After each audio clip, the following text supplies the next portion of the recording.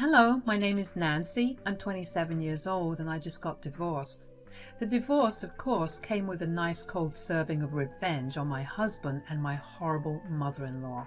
Let me start off by telling you about my ex-husband, Lucas. I met him at the company that I was interning at during my last year of college. We were together for another 3 years before Lucas proposed to me and we got married. Now, my relationship with Lucas had a lot of ups and downs. Lucas was a mama's boy, which is fine on its own, but he takes it to an extreme. He has to call his mother, Elaine, every single day or he gets cranky. Elaine coddled him so much that he literally cannot do any household chores, nor does he have any basic survival skills. It was an issue at first, but I learned to live with it. Aside from that, Elaine made it very clear from the day that she met me that she hated me.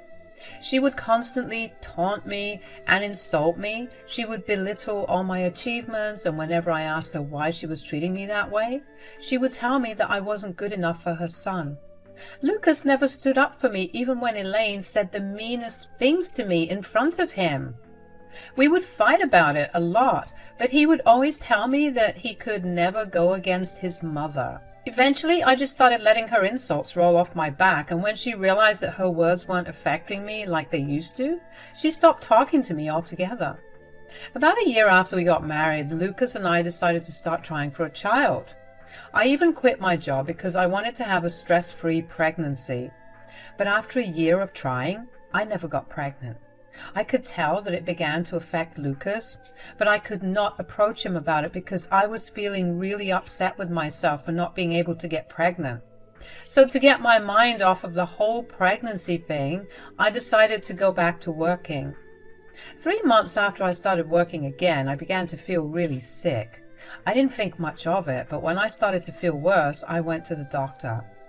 After some blood tests, the doctor told me that I was pregnant.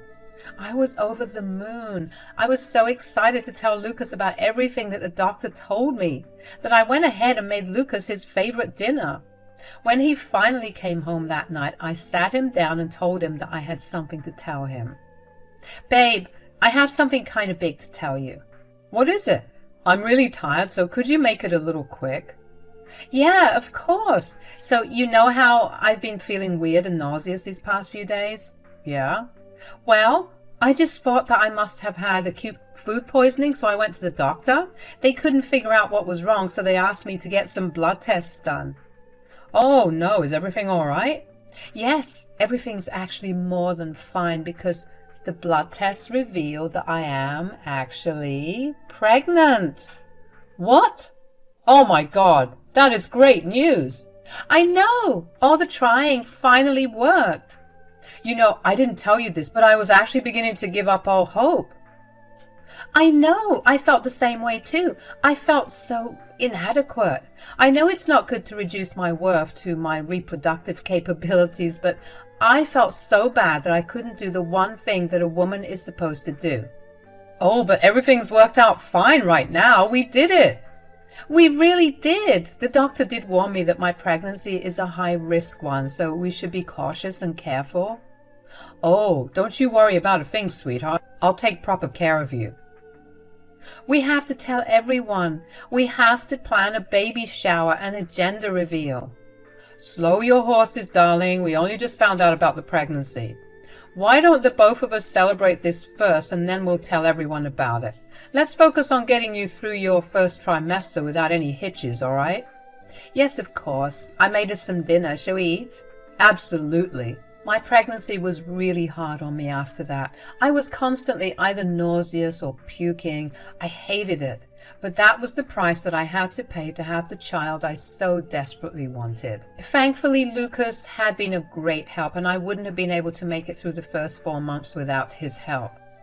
When my symptoms finally settled down, Lucas and I decided to throw me a baby shower. We invited all of our closest friends and family, and of course Elaine was there too.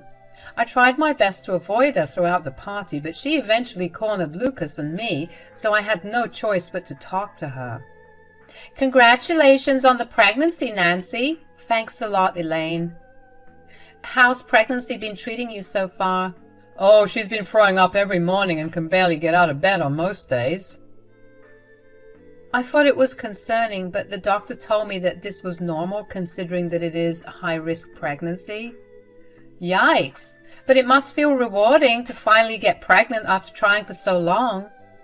Oh yeah, it feels like I'm on top of the world, really. You better hope that the baby is yours. Excuse me? What do you mean, Mom? Well, doesn't it seem suspicious that the two of you started trying for a baby over a year ago, and just after Nancy started working, she got pregnant? Are you accusing me of cheating on Lucas? I mean, you said it, not me.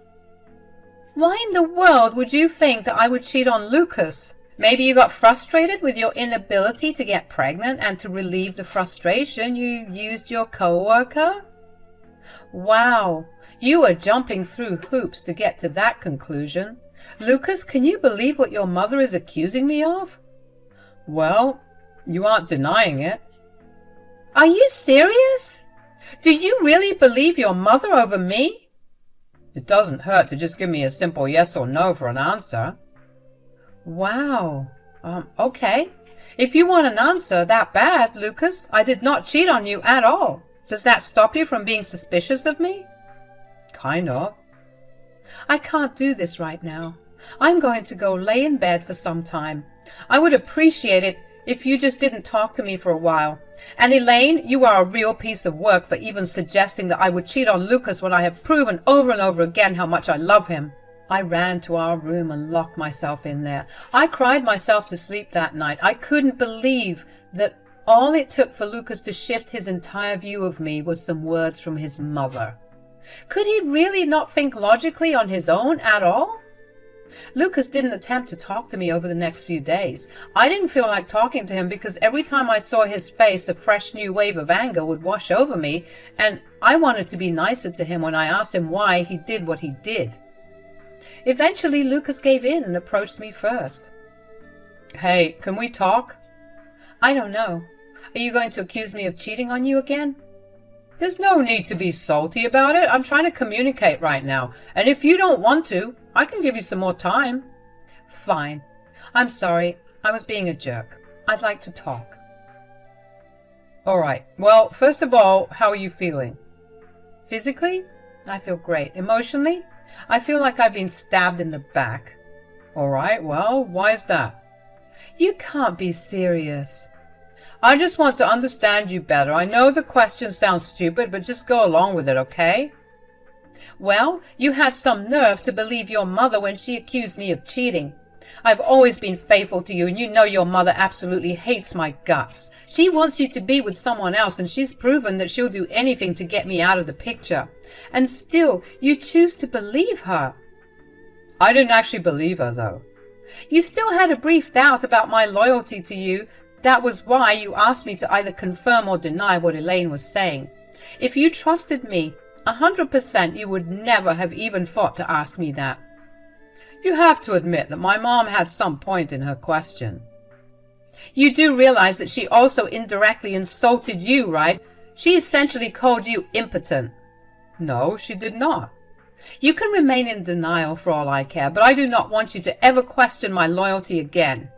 Here, you can call all my male co-workers and ask them if I had any improper relationships with any of them. This is not necessary. No, Lucas, it is, especially since you think that I have it in me to cheat on you. Not only that, you think that I have it in me to trick you into raising another man's child. I'm not calling any of your co-workers. That's going to be embarrassing for both of us. What I do want, however, is for you to take a DNA test after the child is born, just to be sure. Excuse me? I will not do that. I get it. Your hormones are all over the place right now, but we will have this conversation after you give birth. For now, I want you to have a comfortable and easy pregnancy. Don't bring this up again. I couldn't believe what I was hearing, but I honestly had no energy to fight back. The pregnancy was hard on me as it is, and I didn't need more stress. For the remaining length of my pregnancy, Lucas and I slept in separate rooms, although he still took proper care of me. What was new was Elaine came over almost every day, and the two of them talked for hours in Lucas's office. I would hear them speak to each other in hushed whispers, and I would feel hurt all over again at the way that Lucas betrayed me so easily. Finally, it was time to give birth. I struggled a lot, but I did give birth to a healthy baby girl. I lost consciousness for a few hours after birth, but when I finally came to and saw my baby for the first time, I stared in awe at how she looked like the spitting image of her father. My only thought at that time was that if Lucas still asked for a DNA test, then I would just leave him. I got discharged from the hospital a few days after giving birth, and I didn't want anyone to visit me for a month because I wanted to take that time to recover and bond with my child. Lucas remained quiet mostly, and we never addressed what happened before. Finally, I was ready to have our family come see the baby, and Elaine was the first to want to see her. Congratulations on giving birth. Thanks, Elaine. How was the process? Did it hurt? You've given birth before, Elaine. I'm sure you know what it feels like. Nancy, you can't speak to my mother that way. Speaking of parents, Lucas, sweetie, did she do it? Do what? No, she hasn't. Hello? I'm still in the room. Stop addressing me as she and just tell me what it is. Wow, someone's in a cranky mood. Mom was asking me if you did the DNA test of the baby as yet. I have not, and I will not either. So you're admitting to cheating on my son then? That's not true at all. I just think that if I take the DNA test, it'll break what little trust I had in Lucas. It's just going to prove that he believed I was capable of infidelity, and that is not who I want to be with. Well, not taking the DNA test makes me feel like you're hiding something from me. The only thing I'm hiding from you is how angry you've made me ever since I got pregnant. You've listened to every nonsensical word your mother's said, but you refuse to listen to a word that I've said. You've accused me of cheating on you, and you've caused me so much stress that I had a very difficult birth. I've lost so much sleep because of you and your stupid accusations. Did you for once stop to think of me? No, because you only care about your lying, manipulative mother. Of course you're going to be this defensive. Have you seen your mother? I've heard enough stories about your mother's questionable history with men. I'm sure that she raised you to be just like her. You listen to me right now. You can insult me all you want, but I will not have you insult my mother. If we want to talk about parenting, why don't we look at yours? You've raised your son to be so distrusting and incapable of forming his own opinions without mommy's help. Your son would not even be alive if it wasn't for me, because you coddled him so much that he has no idea how to do something as basic as cook for himself. My mom did what she had to do to raise me, and if that is what I have to do with my child, then so be it. It'll be a cold day in hell before I even let you near my baby. Do not speak to me or my mother that way ever again. Before I could say another word, Lucas slapped me across the face. I stared at him in shock. Lucas had never been one to get angry. I always thought that he was a rather docile man, but to have him slap me like that was unacceptable. My ears were ringing. I could barely process what had happened before I felt Lucas hit me across the face again. Then I felt my hair get pulled back, and I opened my eyes to see Elaine's face close to mine. She told me to never talk to her with disrespect again, and then she slapped me. The two of them kept yelling at me, but I could barely make anything out because of the ringing in my ears. Eventually, after another hard blow to my head, they left me alone. I couldn't believe that I got beaten up. No one had ever laid a hand on me. Even my own mother never playfully smacked me. This was atrocious. My baby was wailing, so I made sure that there was no one in the house. I grabbed my child, got into my car so I could get to my mom's house. I called my mom to make sure she was home and told her I'd be there shortly. My mom opened her door to greet me warmly, but quickly looked horrified. Hi, sweet. What happened? Why is your face red and swollen? Can I please come in? Of course. Who did this to you? Lucas. What? Why would he hit you? Elaine put it in his head that the only reason I got pregnant was because I was cheating on him. Okay, I know this is very important, but I need to take pictures of your bruises right now. Is Nick okay?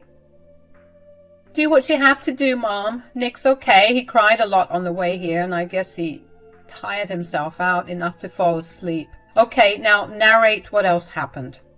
I was as gentle and firm as I could be with them when they asked me to take a DNA test to prove that Nick was Lucas's kid. Eventually, though, what is it? Elaine insulted you and said that you raised me to be promiscuous, and I kind of lost my cool on her. Oh God, did you hit her? No! You know I would never resort to violence. Okay, good, because that would not have made you look good. I just lashed out at her and insulted her parenting. Lucas did not like that one bit, so he slapped me. The next thing I knew, I was getting beaten up by both of them for insulting Elaine. Elaine grabbed my hair and slapped me before telling me never to disrespect her ever again. Oh God, sweetie, I'm so sorry that you have to go through that. I don't care what you say, but you are taking them to court, okay? I will not let you go through what I went through. You don't have to worry about a thing, though. Let me handle all the paperwork. I will make them pay for what they did to my precious child.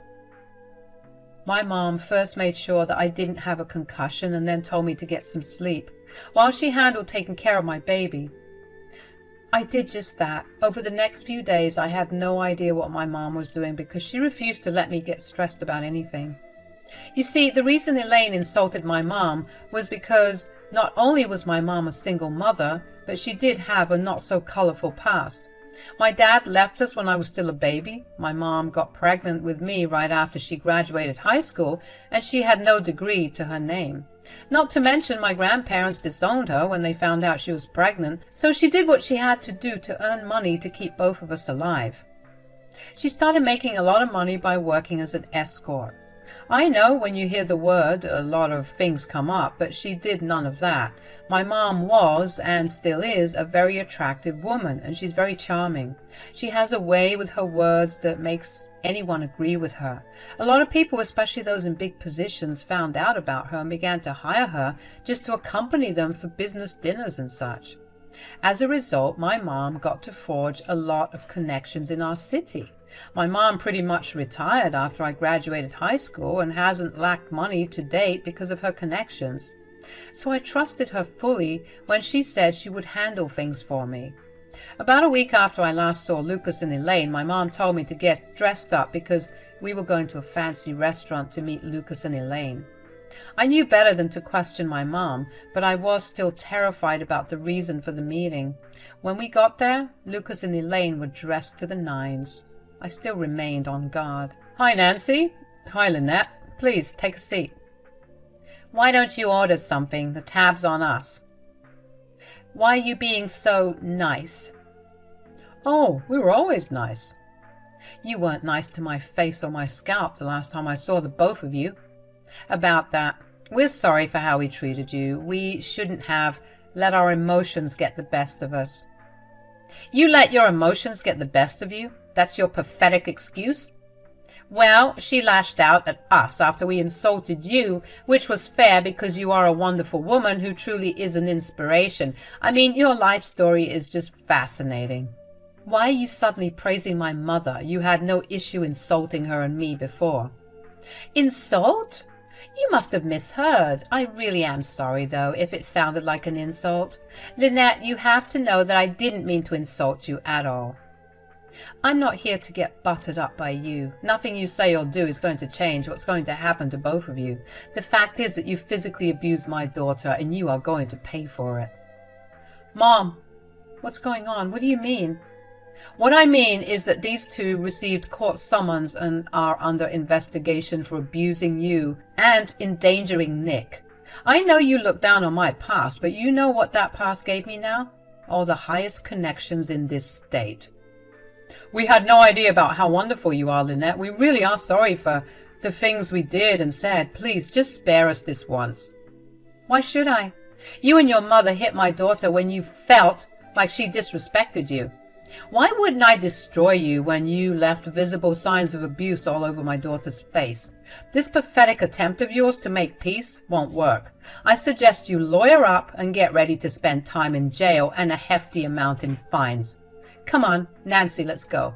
I had no idea about what had been happening, but seeing Elaine and Lucas treating my mom like she held their lives in her hand was the best form of revenge that I could have asked for. But that was not where it ended. My mom was not satisfied with that.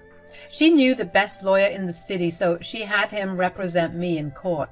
She had me file charges of domestic violence and child endangerment against Elaine and Lucas. The trial absolutely dragged Lucas and Elaine's reputation through the mud, because my mom knew quite a few influential journalists in our city.